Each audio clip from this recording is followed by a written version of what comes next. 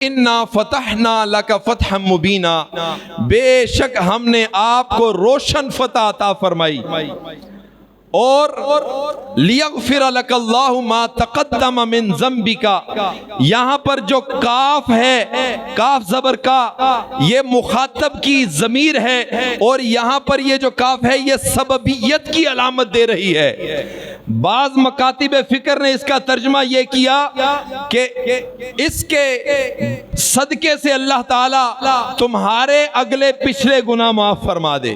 حالانکہ نبی گناہوں سے پاک ہوتے ہیں، نبی سے گناہ ہو ہی نہیں سکتا۔ واللہ یعصمک من الناس، ان کی حفاظت کا ذمہ اللہ نے لیا ہوتا ہے۔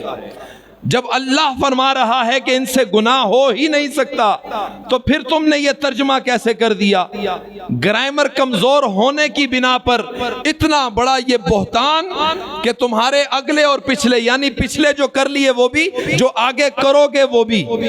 اس کا معنی یہ بنتا ہے، ترجمہ اگر آپ اٹھائیں نا کنز الایمان، اعلیٰ حضرت کا ترجمہ، آپ نے کیا لکھا؟ اس کا ترجمہ جو صحیح بنتا ہے، آپ نے فرمایا آپ کے صدقے سے اللہ تعالیٰ آپ کے اگلوں کے اور پچھلوں کے گناہوں کو معاف فرما دے۔ یہ ترجمہ بنتا ہے، عشق والا ترجمہ بنتا ہے یہ۔ تو اللہ تعالیٰ نے یہ فتح کی آیت نازل فرمائی، کہاں پر فرمائی؟ اللہ اکبر! یہ نبی کریم صلی اللہ علیہ وسلم آپ مکہ شریف میں پیدا ہوئے، مہینہ اسلامی ربیع الاول تھا، اور عیسوی سن اعتبار سے جس کو ہم انگریزی مہینہ کہتے ہیں وہ اپریل کا مہینہ تھا۔ اپریل کی 20 تاریخ کو نبی علیہ الصلوۃ والسلام کی ولادت باسعادت ہوئی، جو کہ ماشاءاللہ یہ اپریل کا مہینہ ہے، اور اس کی 20 تاریخ کو دن بھی پیر والا تھا۔ اللہ اکبر! اور اگر ہم انگریزی اعتبار سے سن اکاؤنٹ کریں تو نبی علیہ الصلوۃ والسلام کی عمر مبارک کتنی بنتی ہے؟ ظاہری حیات مبارکہ 61 سال بنتی ہے۔ کتنی؟ 60 اور 1 61 سال بنتی ہے۔ اور اگر چاند کے اعتبار سے، اسلامی سال کے اعتبار سے عمر آپ کی ظاہری مبارک دیکھیں تو پھر کتنی بنتی ہے؟ 63 سال بنتی ہے۔ کریم آقا علیہ الصلوۃ والسلام مکہ شریف میں پیدا ہوتے ہیں۔ نبی علیہ الصلوۃ والسلام نے جب اعلان نبوت فرمایا، اس سے پہلے لوگ آپ کو صادق کہتے تھے، امین کہتے تھے، محترم کہتے تھے، شریف کہتے تھے، لیکن جیسے ہی اعلان نبوت فرمایا، غیر تو غیر اپنے بھی خلاف ہو گئے، ظلم و ستم کے پہاڑ ڈانا شروع ہو گئے، کریم آقا علیہ الصلوۃ والسلام کی راہوں میں کانٹے بچھانا شروع ہو گئے۔ کبھی آپ نماز پڑھتے ہیں، سجدے کی حالت میں ہیں تو غلاظت لا کر اوپر رکھ دی جاتی ہے، کبھی آپ تشہد کی حالت میں ہیں، اتحیات کی حالت میں ہیں تو چادر کا پھندا بنا کر نبی علیہ السلام کا گلا دبایا جاتا ہے، کبھی آپ طائف کے مقام پر جاتے ہیں تو پتھروں کی برسات وہاں پر شروع ہو جاتی ہے، کریم آقا علیہ الصلوۃ والسلام کے سر انور سے خون مبارک بہتا ہوا پاؤں تک آ جاتا ہے۔ یعنی اتنا ظلم و ستم کیا گیا۔ نبی علیہ السلام نے فرمایا کہ جتنا مجھے ستایا گیا کسی نبی کو اتنا نہیں ستایا گیا۔ وہ کریم آقا علیہ الصلوۃ والسلام کو یہاں تک کہ جس علاقے میں آپ پیدا ہوئے ہیں، آپ کا لڑکپن گزرا، آپ کی جوانی گزری، 53 سال زندگی کے گزرے، وہاں سے نکلنے پر آپ کو مجبور کر دیا گیا۔ کریم آقا علیہ الصلوۃ والسلام آپ حرم مکہ میں کھڑے ہوئے، سامنے خانہ کعبہ ہے، نبی علیہ الصلوۃ والسلام عرض کرتے ہیں کہ اے خانہ کعبہ، تو جانتا ہے کہ میں تجھ سے کتنا پیار کرتا ہوں۔ اس کی ایک وجہ یہ بھی ہے کہ تجھے میرے جد امجد حضرت ابراہیم خلیل اللہ علی نبینا علیہ الصلوۃ والسلام نے تعمیر کیا۔ میں تجھ سے کتنا پیار کرتا ہوں، میں تجھے چھوڑ کے جانا نہیں چاہتا، لیکن تیرے یہاں پر رہنے والے باشندے مجھے یہاں رہنے نہیں دے رہے، مجھے ہجرت کرنے پر مجبور انہوں نے کر دیا۔ کریم آقا علیہ الصلوۃ والسلام وہاں سے نکل کر ہجرت کر کے آپ مدینہ طیبہ تشریف لے آئے۔ جب مدینہ طیبہ تشریف لے آئے، مدینہ والوں نے محبت کی تو یہاں پر کیا ہوا، جب 5-6 سال گزر گئے، سن 6 ہجری میں کریم آقا علیہ السلام ایک خواب دیکھتے ہیں۔ خواب کیا دیکھتے ہیں کہ آپ صحابہ اکرام کے ساتھ حرم مکہ کا طواف کر رہے ہیں، عمرہ کرنے جا رہے ہیں۔ تو کریم آقا علیہ السلام نے جب صحابہ کو خواب سنائی، صحابہ کے دل کے اندر بھی جوش بڑک اٹھا، یا رسول اللہ میں جانا چاہیے۔ کریم آقا علیہ السلام نے فرمایا احرام باندھو پھر چلتے ہیں۔ اللہ اکبر، احرام باندھ لیے گئے صحابہ اکرام نبی علیہ السلام کے ساتھ۔ یہ 1400 صحابہ اکرام آپ نبی علیہ السلام کے ساتھ چل پڑے، حدیبیہ کے مقام پر پہنچ گئے۔ یہ حدیبیہ کا مقام کہاں پر ہے؟ یہ حرم مکہ سے تقریباً 25 کلومیٹر کے فاصلے پر ہے، یعنی اتنے قریب پہنچ گئے۔ وہاں پر نبی علیہ السلام نے آپ کو اطلاع ملی کہ مشرکین مکہ جنگ کا ارادہ رکھتے ہیں، کہ یہ آئیں گے تو ان کے ساتھ جنگ کی جائے گی، ان کو عمرہ نہیں کرنے دینا۔ نبی علیہ السلام نے وہاں پر قیام کیا، پڑاؤ کیا۔ تو کریم آقا علیہ السلام نے اپنا سفیر امن بنا کر حضرت سیدنا عثمان غنی رضی اللہ تعالیٰ عنہ ان کو بھیجا کہ عثمان آپ جاؤ، حالات حاضرہ جو ہے وہاں پر وہ دیکھو۔ اور سفیر اس کو بنایا جاتا ہے جو عقل، فہم و فراست کے اندر مکمل ہو۔ حضرت سیدنا عثمان غنی نبی علیہ السلام نے آپ کو سفیر بنا کر بھیجا۔ آپ شرم و حیا کے پیکر ہیں۔ حضرت عثمان غنی رضی اللہ تعالیٰ عنہ وہ صحابی ہیں کہ کریم آقا علیہ السلام، بخاری کی روایت ہے، آپ گھر میں بیٹھے ہوئے ہیں اس انداز سے کہ نہ لیٹے ہوئے ہیں نہ بیٹھے ہوئے ہیں۔ نبی علیہ السلام نے ایسے ٹیک لگائی ہوئی ہے، اور ٹیک لگائی ہوئی ہے نبی علیہ السلام کی یہ پنڈلی مبارک جو ہے یہ نظر آ رہی ہے، تہمت مبارک چھڑکا ہوا ہے۔ اتنے میں اجازت مانگی جاتی ہے، دستک ہوتی ہے، پوچھا کون ہے؟ بتایا گیا کہ ابو بکر صدیق ہیں۔ فَأَذِنَ لَهُ، ان کو اجازت دے دی گئی۔ تو فَتَحَدَّثَ، وہ اندر داخل ہوئے، باتوں میں مشغول ہو گئے۔ ثُمَّ اسْتَأْذَنَ عُمَرُ، پھر دستک ہوئی، پوچھا کون؟ بتایا عمر ہے۔ فَأَذِنَ لَهُ، اجازت دے دی گئی۔ وَهُوَ كَذَلِكَ، اسی حالت میں بیٹھے ہوئے ہیں۔ فَتَحَدَّثَ، باتوں میں مشغول ہو گئے ہیں۔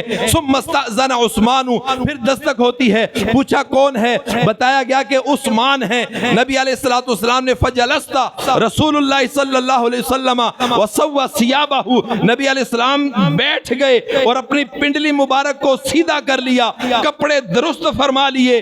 حضرت ام عائشہ صدیقہ رضی اللہ تعالی عنہا آپ یہ سارا منظر دیکھ رہی تھی۔ فلما خرج، جس وقت یہ سب چلے گئے تو حضرت ام عائشہ صدیقہ رضی اللہ تعالی عنہا آپ عرض کرتی ہیں، یا رسول اللہ صلی اللہ علیہ وسلم، میرے ابا جان ابو بکر صدیق داخل ہوئے۔ فلم تحتش له ولم تبالها، آپ اسی حالت پر رہے، محو گفتگو رہے۔ اس کے بعد عمر آتے ہیں، آپ اسی حالت میں رہتے ہیں، آپ کپڑے درست نہیں فرمائے۔ اس کے بعد عمر آتے ہیں، جس وقت عثمان آتے ہیں آپ نے اپنے کپڑے بھی درست فرما لیے، آپ نے اپنی پنڈلی کو بھی چھپا لیا، کپڑوں کو درست فرما لیا۔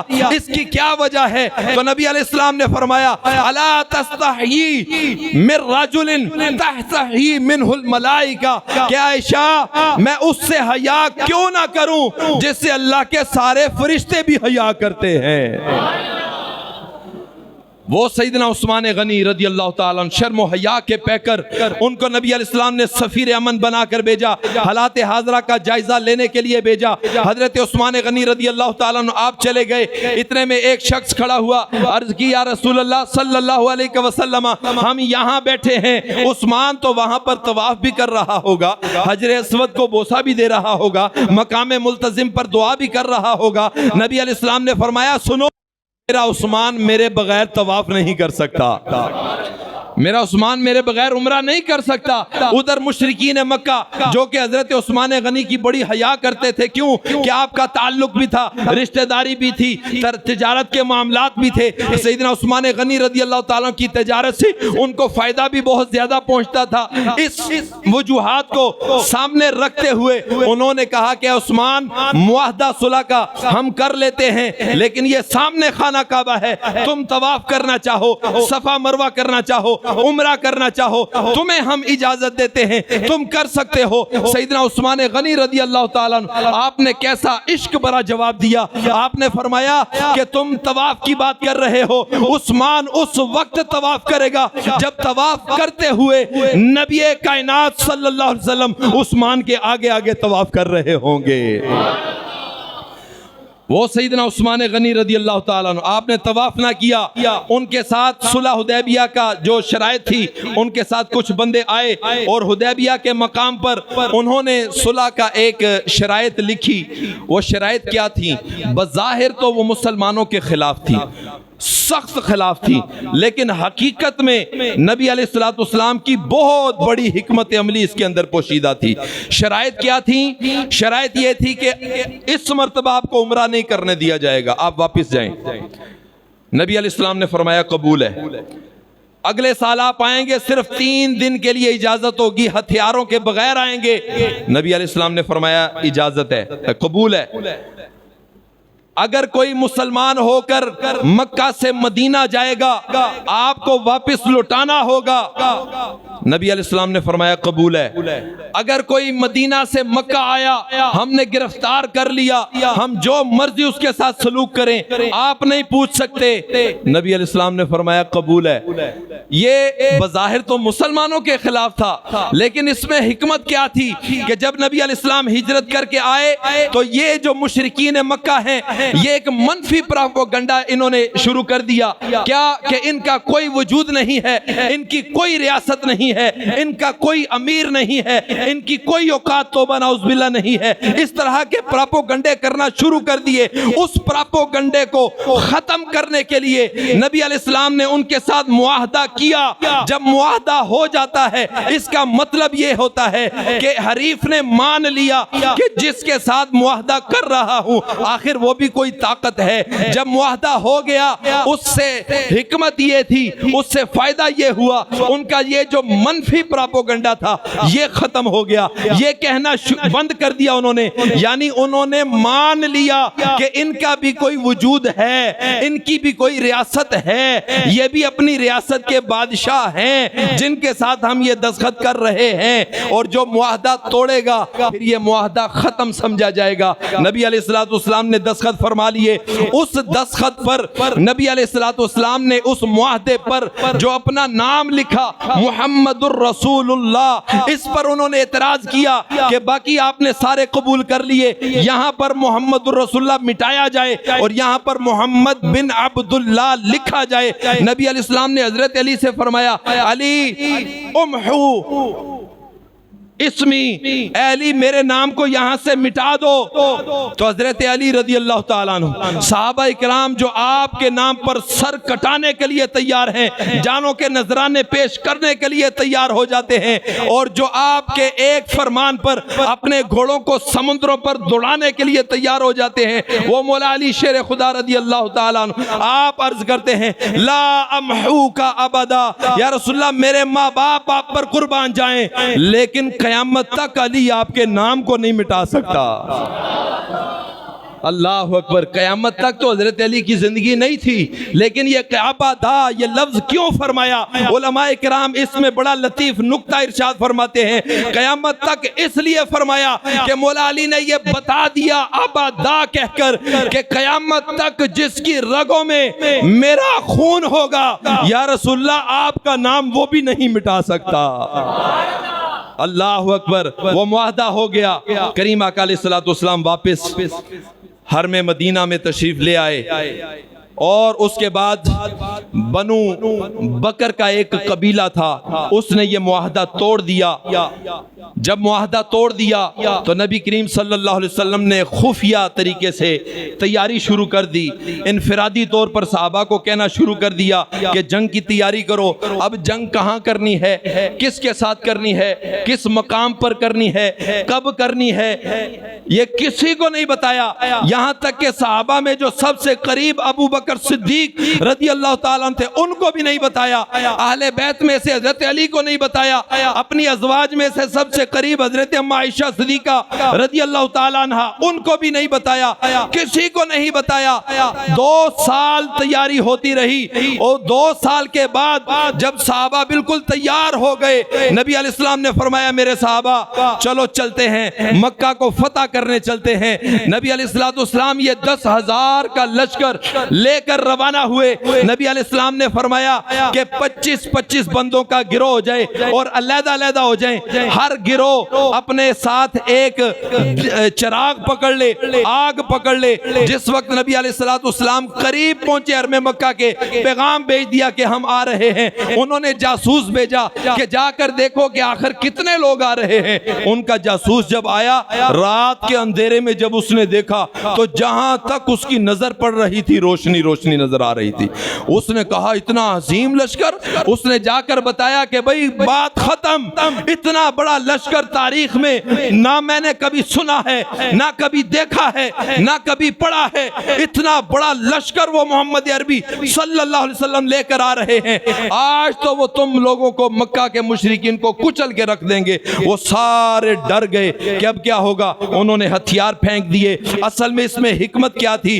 اس لشکر کو اس ترتیب سے انداز دینے میں تاکہ حرم مکہ میں خون ریزی نہ ہو۔ نبی علیہ السلام کو شہر سے پیار بڑا تھا۔ نبی علیہ السلام جس وقت حرم مکہ میں داخل ہوئے، مشرکین مکہ نے ہتھیار ڈال دیے۔ کریم آقا علیہ السلام شاہانہ انداز میں اونٹنی کے اوپر سوار ہیں، مطاف والی جگہ پر، حرم کعبہ والی جگہ پر۔ نبی علیہ السلام نے فرمایا مشرکین کو لے آؤ۔ ان میں وہ بھی تھے جو نبی علیہ السلام کی راہوں میں کانٹے بچھایا کرتے تھے، ان میں وہ بھی تھے جو سجدے کی حالت میں غلاظت رکھا کرتے تھے، ان میں وہ بھی تھے جو تشہد کی حالت میں چادر کا پھندا بنا کر کھینچا کرتے تھے، ان میں وہ بھی تھے جنہوں نے طائف کے مقام پر پتھروں کی برسات کر دی، یہ سارے اکٹھے کر دیے۔ ان میں وہ بھی تھے جنہوں نے اتنا تنگ کیا کہ نبی علیہ السلام جس شہر میں پیدا ہوئے، لڑکپن گزرا، جوانی گزری، جس شہر کے ساتھ نبی علیہ السلام کو پیار بڑا تھا، اس شہر سے نکلنے پر مجبور کر دیا۔ یہ سب کو اکٹھا کر کے نبی علیہ السلام نے فرمایا کہ بتاؤ آج میں تمہارے ساتھ کیا سلوک کرنے والا ہوں۔ ان سب نے یک بار کی کہا کہ ہمیں پتا ہے آپ کریم ابن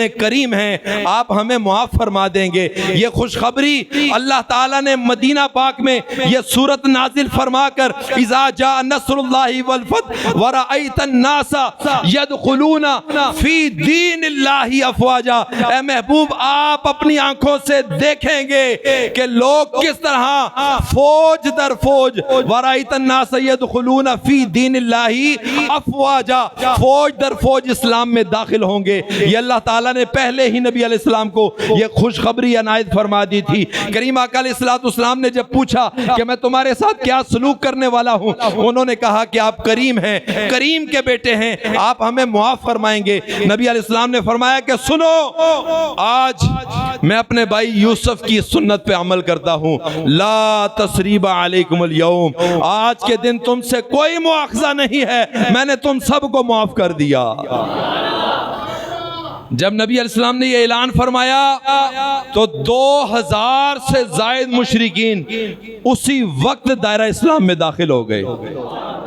اللہ اکبر، یہ وہ خوشخبری تھی جو اللہ تعالیٰ نے عطا فرمائی تھی، یہ وہ فتح کی کامیابی تھی جو اللہ تعالیٰ نے انا فتحنا لک فتحا مبینا، اللہ تعالیٰ نے یہ آیت نازل فرمائی تھی۔ پھر نبی علیہ السلام اونٹنی پر عاجزی کرتے ہوئے، سر کو جھکاتے ہوئے آپ طواف کر رہے ہیں، ظہر کا وقت ہو جاتا ہے۔ نبی علیہ السلام نے حضرت بلال حبشی رضی اللہ تعالیٰ آپ سے فرمایا کہ بلال کعبے کی چھت پہ جا کے اذان دو۔ اس سے پہلے نبی علیہ السلام نے کعبے کے اندر جتنے بھی بت تھے، 360 بت تھے، نبی علیہ السلام نے وہ سارے بتوں کو ختم کیا۔ ان بتوں کی نجاست سے، غلاظت سے، ان بتوں کی ناپاکی سے کعبہ کو پاک کر دیا۔ ویسے تو کعبہ کا معنی ہوتا ہے پاک کرنے والا، ایسی 4 نکروں والی عمارت جہاں پر اللہ کی رضا کے لیے کوئی چلا جائے تو یہ اس کو گناہوں سے پاک کر دیتی ہے۔ اسی لیے نبی علیہ السلام السلام نے فرمایا جو حج یا عمرہ کرنے جاتا ہے واپس اس حال میں لوٹتا ہے کہ اللہ تعالیٰ اس کے گناہوں کو معاف فرما دیتا ہے، وہ ایسے ہوتا ہے جیسے آج ہی ماں کے پیٹ سے پیدا ہوا ہو۔ کعبہ کا معنی ہوتا ہے پاک کرنے والا، گناہوں سے پاک کر کے بندے کو بھیجتا ہے۔ یہاں پر کعبہ کو کون پاک کر رہا ہے؟ نبی علیہ السلام پاک کر رہے ہیں، بتوں کی نجاست سے پاک کر رہے ہیں۔ ادھر نبی علیہ السلام نے حضرت بلال حبشی کو حکم دیا کہ بلال کعبے کی چھت پہ چڑھ کے آج اذان دے۔ حضرت بلال رضی اللہ تعالیٰ عنہ آپ فتح جذبات میں، فتح کی خوشی میں جلدی سے چڑھ گئے۔ جب کعبے کی چھت پہ چڑھ گئے اب سوچ رہے ہیں کہ میں مسجد قباء میں ہوتا تھا، رخ قبلے کی طرف ہوتا تھا، جب میں اذان دیتا تھا مسجد نبوی میں اذان دیتا تھا رخ قبلے کی طرف ہوتا تھا، حرم مدینہ میں ہوتا تھا رخ قبلے کی طرف ہوتا تھا، میں قبلے کی کعبے کی چھت پہ آ گیا۔ یا رسول اللہ صلی اللہ علیہ وسلم میں پریشان ہوں کہ آج میں رخ کس طرف کروں؟ نبی علیہ السلام نے فرمایا کہ اے بلال پریشان کیوں ہوتا ہے، مجھے دیکھتا جا اور اذان پڑھتا جا۔ اللہ اکبر۔ اسی لیے اس منظر کو سامنے رکھتے ہوئے اعلیٰ حضرت امام البرکت امام احمد رضا خان بریلوی رحمت اللہ تعالی علیہ کیا خوب ارشاد فرماتے ہیں حاجیو آؤ شہنشاہ کا روزہ دیکھو، حاجیو آؤ شہنشاہ کا روزہ دیکھو، کعبہ تو دیکھ چکے کعبے کا کعبہ دیکھو، حاجیو آؤ شہنشاہ کا روزہ دیکھو۔ یعنی اے حاجیو کعبہ تو تم نے دیکھ لیا، کعبہ تو دیکھ لیا۔ کعبہ کا معنی ہوتا ہے پاک کرنے والا۔ اب جس نے کعبہ کو پاک کیا ہے یعنی کعبے کا کعبہ، وہ مدینہ میں سرکار دو عالم صلی اللہ علیہ وسلم کا روضہ انور ہے۔ اے حاجیو کعبہ تو دیکھ چکے، آؤ شہنشاہ کا روزہ دیکھو، جی کعبے کا کعبہ دیکھو۔ اللہ تبارک و تعالیٰ سے دعا ہے کہ اللہ تعالیٰ ہمیں کریم آقا علیہ الصلوۃ والسلام کی پکی سچی غلامی نصیب فرمائے۔